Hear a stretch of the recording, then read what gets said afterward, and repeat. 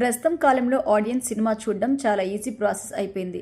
ఒకప్పుడు సినిమా చూడాలంటే లైన్లో నిల్చొని టికెట్ల కోసం పడిగాపులు కాసేవాళ్ళు. ఇప్పుడు ఇంట్లో కూర్చొని బుక్ మై షో ఓపెన్ చేసి టికెట్ బుక్ చేసుకోవచ్చు.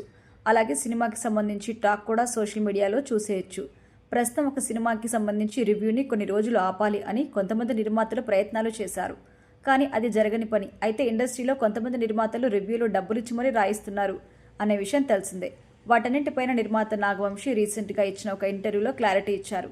ట్విట్టర్ రివ్యూస్ మాస్ట్ హిస్టీరియాను మేమే క్రియేట్ చేస్తున్నాము.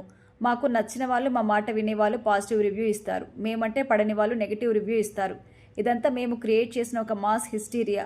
ఏది జెన్యున్ కాదు. మీరు దయచేసి అర్థం చేసుకోండి అని ఆడియన్స్ను రిక్వెస్ట్ చేస్తున్నాను. బుక్ మై షోలో రేటింగ్స్ చూస్తుంటారు. బుక్ మై షోలో రేటింగ్స్ కానీ లైక్స్ కానీ అవి మేము డబ్బులు ఇచ్చి చేయించుకుంటున్నాం.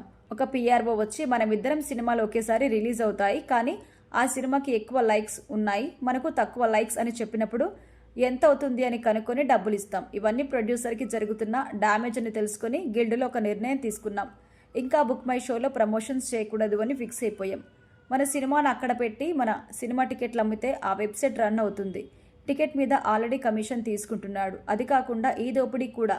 ఇవన్నీ వద్దు అని గిల్డ్ నిర్ణయం తీసుకుని 2-3 months నుంచి మొత్తం ఆపేశాం.